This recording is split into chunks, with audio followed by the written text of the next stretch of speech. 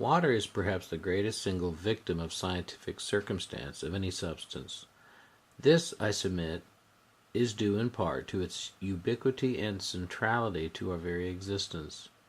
We are made up mostly of water, and perhaps because of this, like the fish in a bowl, we see everything else but the medium that makes our reality possible. Indeed, water is often thought of more in terms of what it holds as a solvent than what it does. While water may appear to be the mere stage on which the play of biology is acted out, I intend to show evidence that not only does water act in this play of life, it may often be secretly directing.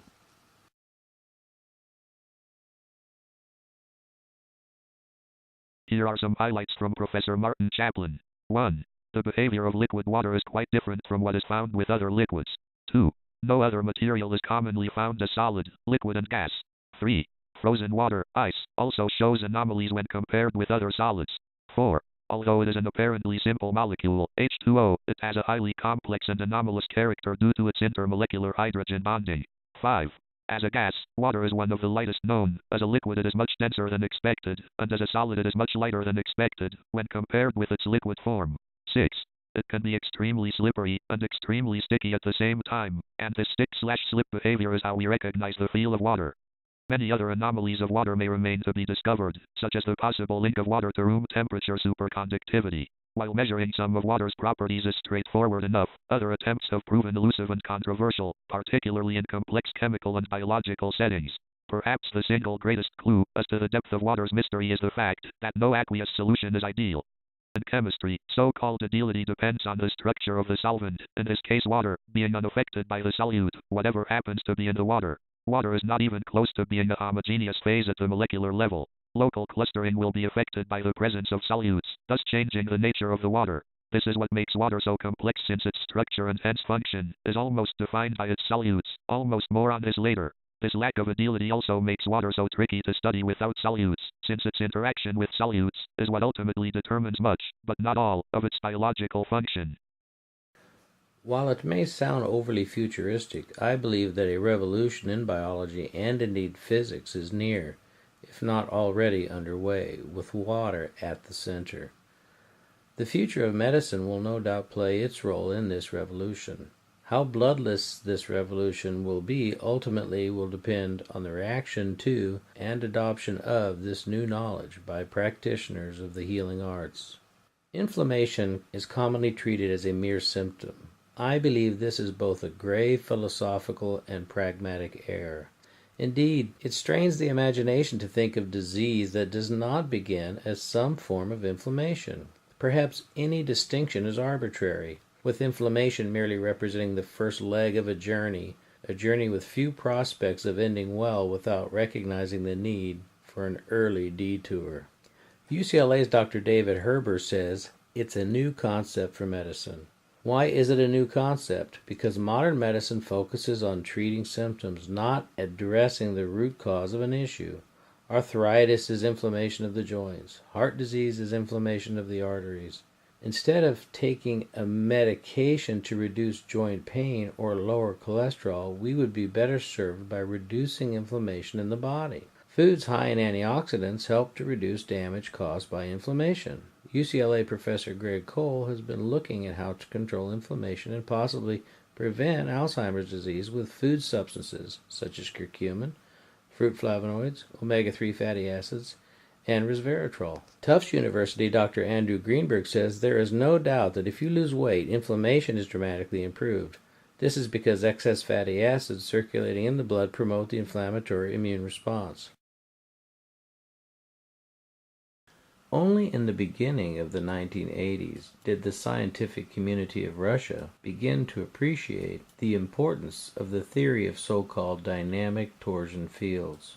The ensuing theoretical and experimental work allowed Russian scientists to make new fundamental discoveries and obtain promising practical results. It was hypothesized that all known chemicals are distinguished by their own distinct torsion field signatures. Torsion fields appeared to differ from all known characteristics displayed by electromagnetic and gravitational interactions. For example, torsion fields can make electric charges of the same polarity attract, and those of the opposite polarity repel, which of course is the opposite of electromagnetism. Torsion fields were thought to propagate through space billions of times faster than the speed of light. Its penetrating ability was thought to be as strong as that of neutrinos. In my own experimentation with torsion-like fields, I have consistently demonstrated differences in chemical reaction rates, reduced food spoilage, accelerated plant growth, alterations to the smell of various liquids as measured by high-speed gas chromatography, specific heat and combustion characteristics of fuels were altered, anomalous boundary layer effects of various liquid interfaces, more stable emulsions, and several other effects.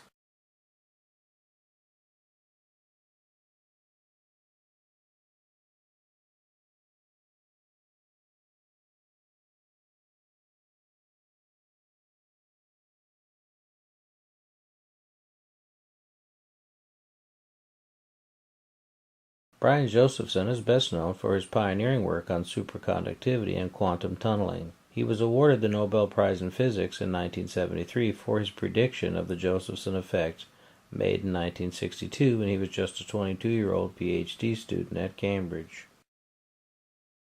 Since Josephson's discovery, quantum tunneling has been theorized to occur in photosynthesis, water within crystals, microtubules, enzyme reactions, gene mutations, and even implicated in how we smell. Extensive research during the last 2 decades has revealed the mechanism by which continued oxidative stress can lead to chronic inflammation, which in turn could mediate most chronic diseases including cancer, diabetes, cardiovascular, neurological and pulmonary diseases. The link between inflammation and cancer has been suggested by epidemiological and experimental data, and confirmed by anti-inflammatory therapies that show efficacy in cancer prevention and treatment. The fact that continuous irritation over long periods of time can lead to cancer was described in traditional Ayurvedic medicine as far back as 5,000 years ago. Rudolf Virchow first noted that inflammatory cells are present within tumors, and that tumors arise at sites of chronic inflammation, so-called chronic irritation theory. During inflammation, mast cells and leukocytes are recruited to the site of damage, which leads to a respiratory burst due to an increased uptake of oxygen, and thus an increased release and accumulation of reactive oxygen species at the site of damage. It was only toward the end of the 20th century that Virchow's theory was taken seriously. It was realized that specific cancers, including those of mesothelioma, lung, prostate, bladder, pancreatic, cervical, esophageal, melanoma, and head and neck, are indeed strongly associated with long-term inflammation. In addition, it became clear that long-term use of anti-inflammatory drugs, such as aspirin, reduced cancer risk. Experiment also shows drugs that block inflammation simultaneously inhibit tumor formation and development.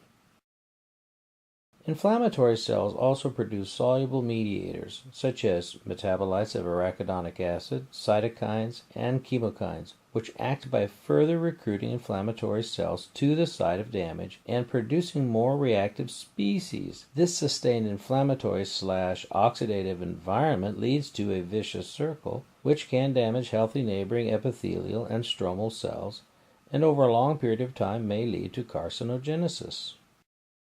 The properties of exclusion zone water described by Pollack and co-workers overlap to some extent with those of water coherence domains posited by Del Giudice et al., based on quantum field theory calculations. Coherence domains provide a redox pile of quasi-free electrons.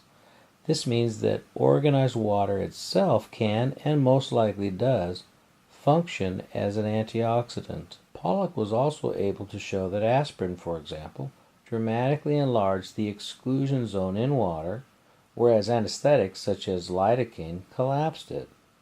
Thinking back to the correlation of aspirin with reduced inflammation and concomitant lowering of cancer risk, substances that mask pain while collapsing the exclusion zone, a zone correlated with normal non-inflamed function, may warrant caution.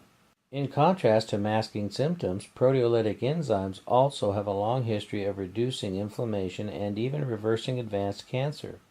Dr. Beard discovered this in the late 1800s. Perhaps digestive enzymes also somehow work to expand the exclusion zone of water.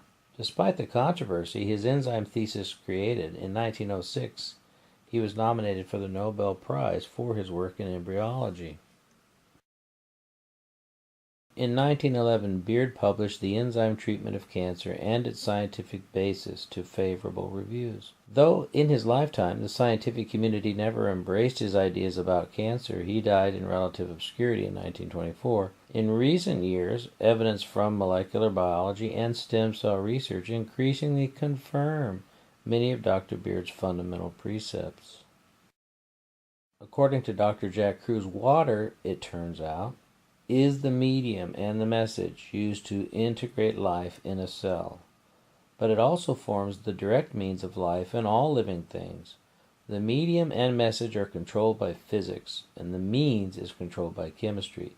But the sum of all forms the biology of quantum water dynamics, which rewrites cell theory as we know it. Yes, it changes everything you know.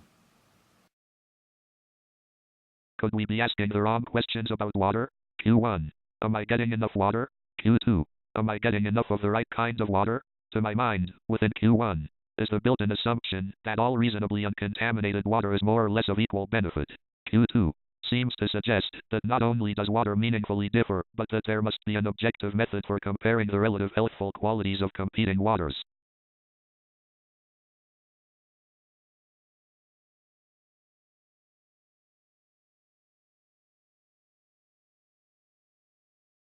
There is more to a body than blood chemistry, but no creature can live long with bad blood chemistry. Blood is a colloidal system, and it needs to be understood as such.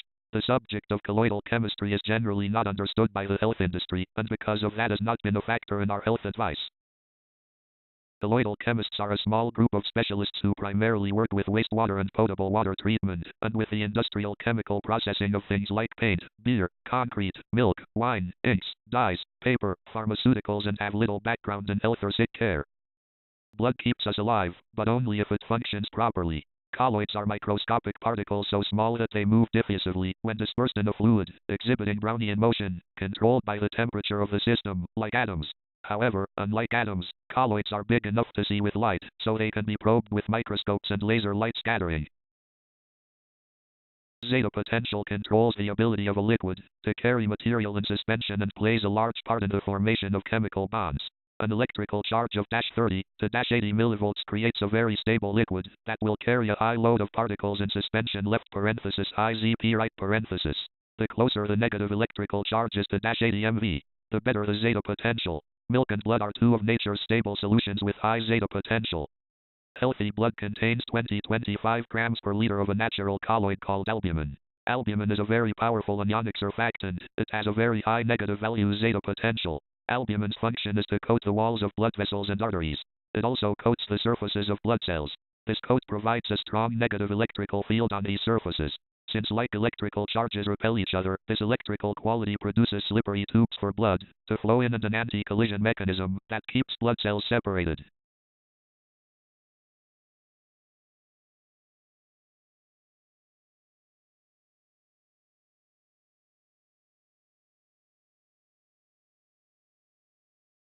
Good separation between cells is required for several reasons.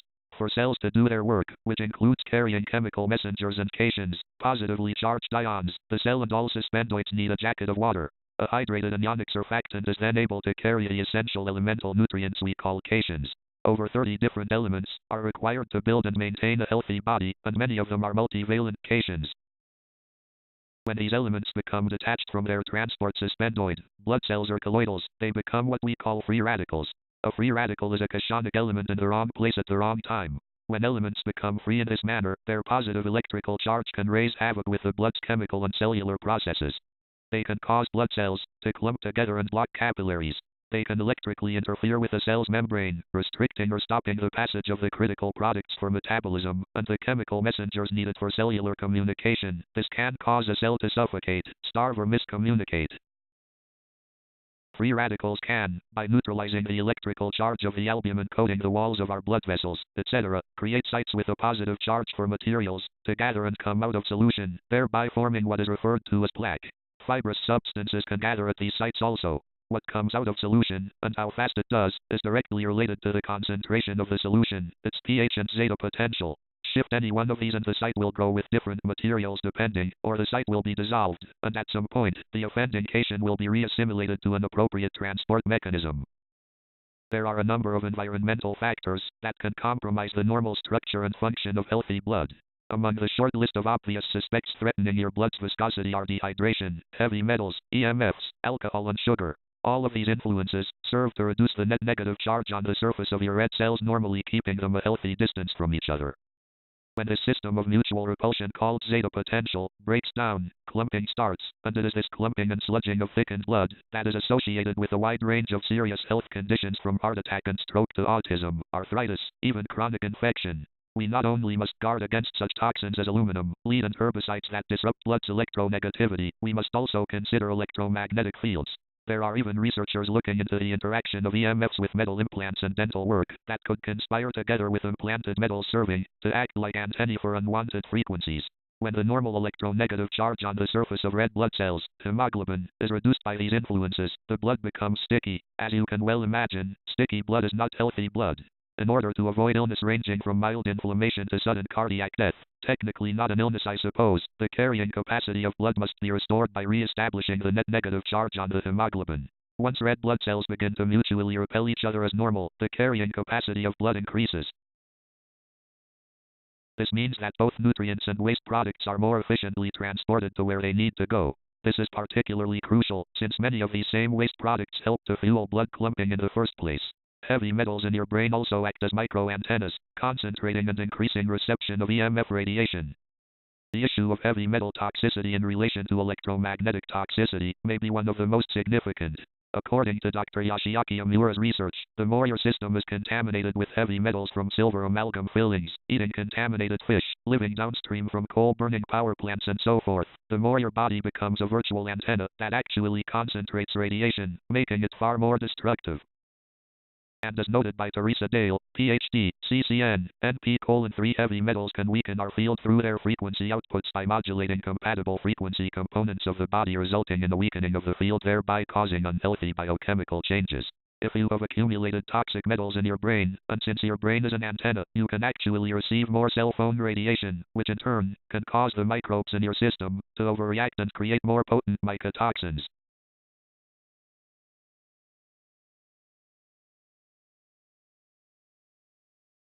This can create a never-ending vicious cycle between the microbes and metals in your body and your exposure to electromagnetic fields, which can lead to hypersensitivity.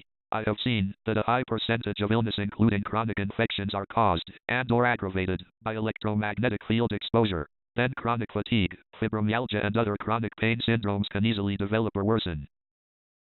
So how can we restore this all-important negative charge so essential for our red blood cells?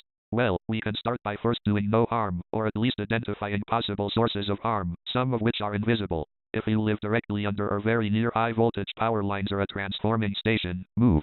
If you own a cell phone, never sleep with it near you, limit your talking time, preferably with speakerphone, and never carry it close to your body.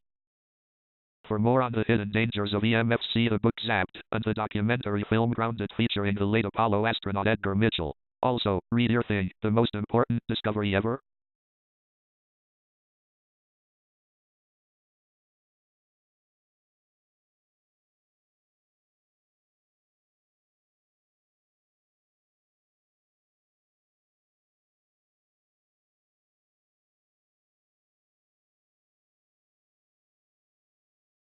If you have a microwave oven, throw it away, or alternatively, use it to boil water that you can then pour on weeds in your garden. Microwaved water is a great weed killer. As it turns out, the Earth itself is a giant reservoir of electrons, and by connecting to it, you will receive an unlimited supply. I personally now sleep connected to the Earth with a conductive contact pad, especially when traveling. Hotels are viper dens of electrosmog. Swindon is to become Britain's first Wi-Fi town, but at what cost to its inhabitants' health?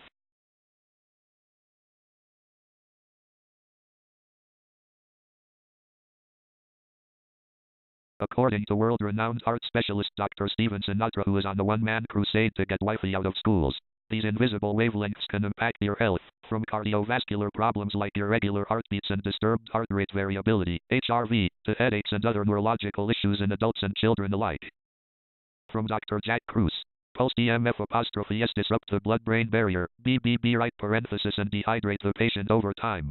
Dr. Alan Free described this BBB disruption with EMFs close to 50 years ago. What are some of the biologic links made to Dr. Free's work? Increased cell growth of brain cancer cells, a doubling of the rate of lymphoma in mice, changes in tumor growth in rats, and increased number of tumors in rats. Increased single and double strand breaks in DNA, 2 to 4 times as many cancers in Polish soldiers exposed to radio frequencies, more childhood leukemia in children exposed to radio frequencies, changes in sleep patterns and REM-type sleep headaches caused by radio frequency and microwave radiation exposure. Neurologic changes, including changes in the blood-brain barrier, changes in cellular morphology, including cell death, changes in neural electrophysiology, EEG, changes in neurotransmitters, which affect motivation and pain perception. Retarded learning in rats, indicating a deficit in spatial working memory, increased blood pressure in healthy men. Damage to eye cells, when combined with commonly used glaucoma medications. Metabolic changes of calcium ions, for instance, cytogenetic effects, which can affect cancer, Alzheimer's, neurodegenerative diseases, decreased memory, attention, and slower reaction time in school children. The most fascinating part of what Dr. Free did was to show definitively that the brain was directly affected by pulsed EMF. Long ago, with the Office of Naval Research, Dr. Free wanted to see what the biologic effects one might expect with the military uses of EMF in the USA. If you read his public statements on what he found, they are nothing short of shocking. No one seems to know this, because his work has been buried by industry. If you use technology, you would do well to do some of your own homework, and you might realize why you really have medical issues you can't seem to shake. Dr. Free injected methylene blue dye into the veins of rats. The dye was absorbed in all the tissues, except for the brain. That is because we are all equipped with a blood-brain barrier, designed to protect our brains from foreign substances. He then exposed the rat's brains to pulsed EMF in the range one would find in most cell phone and other wireless technology of today, and he found that the rat brains turned blue from the dye, because the EMF made the blood-brain barrier permeable at quite low doses. Free showed quite convincingly that EMF weakened the blood-brain barrier, and could allow many toxins normally excluded from the brain circulation to enter and affect it. This is precisely how fluoride now permeates the modern human brain unimpeded, to cause cognitive haze, because of the dielectric effect of fluoride on iodine in the brain semiconductive pathways. It has also been shown to make the gut membrane permeable as well, and I believe this is the #1 cause of a leaky gut in our modern world. It is also why many people with a leaky gut never get better, because they do not realize their gut is made leaky by the technology people lay on their laps, or in their pockets of clothes daily.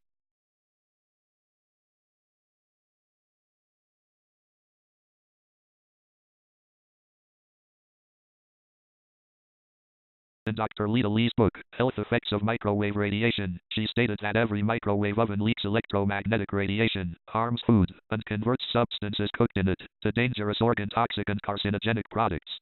Further research summarized in this article revealed that microwave ovens are far more harmful than previously imagined. Carcinogens were formed in virtually all foods tested.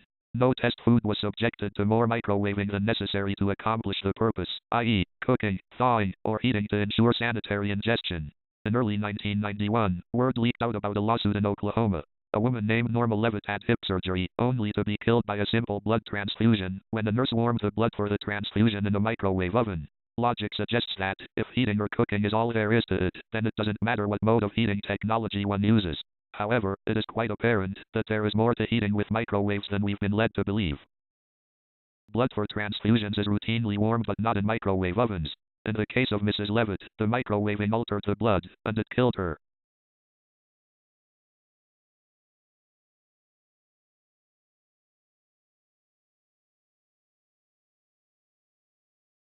I had long suspected that water in the body, so-called biological water, behaved very differently from that of bulk water. In 2003, mainstream scientists were dragged kicking and screaming toward accepting this, owing to the discovery of aquaporins by Peter Agre, for which he won the Nobel Prize. Aquaporins are protein structures that selectively conduct water molecules in and out of cells, in both plants and animals, while preventing the passage of ions and other solutes. Defects in aquaporin genes have been associated with the development of several neurodegenerative diseases. In light of the growing evidence of water structure in biology, I became increasingly convinced that the mechanisms governing biological water were quantum or even subquantum in nature. Pentagonal water clusters have been experimentally identified as key to the hydration and stabilization of biomolecules. Such examples indicate the tendency of water pentagons to form closed geometric structures at biomolecular interfaces, including amino acids and nucleotides. The restructuring or clustering of water molecules may even determine biological cell architecture. Approximately 70% of the human body is water by weight. Much of that water is believed to be restructured or nanostructured, which affects biomolecular processes, including protein stability, enzyme activity, and proton transfer. Some diseases, such as Alzheimer's, Parkinson's disease, type 2 diabetes, and cataracts, are associated with the misfolding of proteins. Water restructured as nanoclusters of the above described type play a key role in the proper folding of proteins. The misfolding of proteins, making them dysfunctional and disease-causing, is likely associated with the failure of water molecules to congregate in clusters that properly interact with the proteins. The development of drugs to treat such diseases should therefore consider the restoration of water clustering at protein interfaces. There are also environments in biology where water molecules may be organized in linear rather than globular arrays, such as in the microtubules. Microtubules are a principal component of the cytoskeleton and are hollow polymeric cylinders, approximately 25 nanometers in diameter, composed of the protein tubulin. Microtubules are dynamic structures that help determine biological cell shape and facilitate intracellular transport. Extraordinarily large electric dipole moments may lead to quantum coherence, or Bose-Einstein-like condensations of interacting water clusters confined to microtubules, as posited by Penrose and Hamerhoff in their theory of consciousness. While the human body is 70% water by weight, the normal human brain is nearly 90% water. It is possible that this quantum coherent dynamical ion-Teller system of water clusters confined within the hollow inner cores of brain microtubules may be relevant to conscious thought processes, consistent with ideas promoted by Penrose and Hamerhoff. This in turn may at least partially explain why even slight dehydration can result in fairly dramatic cognitive impairment. Colloids are microscopic particles so small that they move diffusively when dispersed in a fluid, exhibiting Brownian motion, controlled by the temperature of the system, like atoms. However, unlike atoms, colloids are big enough to see with light, so they can be probed with microscopes and laser light scattering. In 1948, the Dutch theoretical physicist Hendrik Casimir was studying colloidal solutions at the Philips Research Laboratories when he discovered what is now known as the Casimir effect. The force between polished non-conductive plates is known as the Casimir force, and was postulated as a theoretical construct by Casimir only after his colloid discovery. It was not until 1997, however, that a direct experiment by S. Lamoureux quantitatively measured the Casimir force to within 15% of the value predicted by the theory.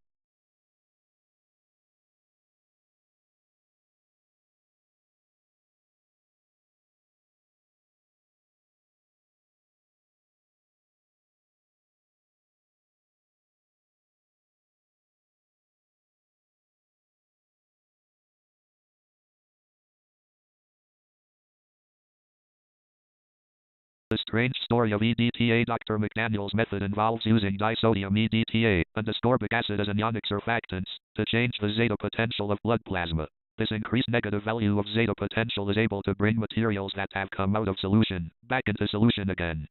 Ethylene diaminotetracetic acid, widely abbreviated as EDTA, is an amino polycarboxylic acid and a colorless, water-soluble solid.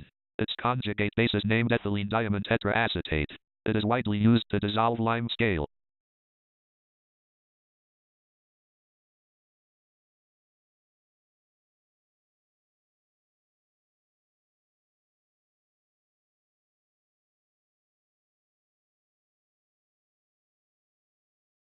EDTA, ethylene diaminotetracetic acid, has a peculiar and miraculous history. It has been primarily used medically in the treatment of lead and radioactive metal poisoning, as an anticoagulant in blood used for transfusion, and in other instances, where control and investigation of metal ion concentration is desired. Sailors in the U.S. Navy who painted ships with lead-based paint developed lead poisoning. Additionally, large quantities of another very toxic metal, mercury, was added to the paint for the ship's bottom to keep barnacles from attaching themselves to the hulls. Interestingly, the U.S. Navy administered EDTA orally to thousands of sailors in the 1940s to help combat lead and heavy metal toxicity. Today it is also used as an antioxidant in foods, as a chelating agent in many pharmaceuticals, cosmeceuticals, plant food, and also as an anticoagulant for blood taken for hematological investigations. Clinical experience with EDTA chelation therapy has convinced substantial numbers of licensed physicians worldwide that it is a safe and effective treatment for atherosclerotic vascular disease, as it consistently improves blood flow and relieves symptoms associated with the disease in greater than 80% of the patients treated. Many of these physicians surmise that EDTA's effectiveness is a result of its chelating function, removing free radicals from blood plasma and blood vessel and artery walls. Studies like the following tell us that there is more going on than chelation. The cancer connection. Free radical damage is frequently the trigger which leads to malignant changes in previously normal cells. Just as the first benefits to circulation of EDTA chelation therapy were discovered during treatment of heavy metal poisoning, so was the way in which this same treatment could help prevent, and indeed treat, cancer discovered. Writing in a Swiss medical journal in 1976, Dr. W. Blumen described the strange, but potentially very important discovery. In the late 1950s, a group of residents of Zurich who lived adjacent to a major traffic route were treated for contamination by lead with EDTA chelation under the auspices of the Zurich Board of Health. These people had all inhaled large amounts of lead-laden fumes, and were suffering from a range of symptoms identified as being related to lead poisoning, including stomachache, fatigue, headache, digestive symptoms, etc. Lead deposits were found to be present in their gum tissues, and specific changes were found in their urine, linking their condition with high lead levels. Some years later, in the early 1970s, people living in the same area were being investigated for the incidence of cancer in an attempt to link the pollution with a higher cancer rate than average. This link was easily established as fully 11% of the residents of the road had died of cancer over the period 1959 to 1972, a rate some 900% above that expected when compared with people living in the same community but not directly affected by lead pollution. The forms of cancer most commonly related involved the lungs, colon, stomach, breast, and ovary. But what of the people previously treated with EDTA back in 1959? Only one of the 47 people in that group had developed cancer. The cancer rate in people in the contaminated area who had not received EDTA was 600% above that of the group who had had chelation. Far and away the best protection from lead toxicity and its long-term effects is to avoid it altogether. However, this is of course not always within the control of the individual, and the second best bet is to have the lead removed via chelation as a protective measure against its undoubted toxicity which can contribute towards the evolution of cancer. Australian research scientist John Sterling, who has worked at the famous Issels Clinic in Germany, mentions in a personal communication that Issels had noted a marked protective effect against cancer after use of EDTA chelation. Animal studies using mice have shown that intravenous EDTA plays a preventive role against cancer, largely, it is thought, through removal of metallic ions which seem to be essential for tumor growth. Walker and Gordon believe that the prevention offered to the citizens of Zurich was partly as a result of removal of metal ions and of lead which can chronically depress immune function, and also due to the improvement in circulation that chelation promotes through restoration of the blood's Zeta Potential. Tumors flourish in areas of poor oxygenation, and the increase in oxygen levels, which chelation allows, would, they believe, be sufficient to retard cancer development. Halstead 1979 points to the significant increase in metal ions found as tissues age, and the increased likelihood of cancer developing. There is also a proven link between high levels of certain metals in topsoil and cancer in the same regions. Interestingly, he confirms that most forms of chemotherapy involve drugs, which have chelating effects either directly or as a result of breakdown of their constituents. At the very least, EDTA chelation can be seen to offer a useful line of investigation in cancer prevention, and possibly treatment, in some forms of this disease. He quotes experimental studies which show that in some forms of cancer such as Ehrlich's ascites tumor the use of EDTA was significantly able to strip the tumor cells of their heavy protective coat, allowing other mechanisms such as protein-digesting enzymes to destroy the tumors. This is a time-lapse video of a standard dissolved oxygen test, where drops are added to a water sample in order to determine the O2 concentration. If the zeta potential of the structured tap water sample, left, were higher, the precipitates, by definition, should repel each other, and hence, not form larger agglomerations. This in turn, should enable tighter, more ordered, packing in the structured sample which appears to be the case.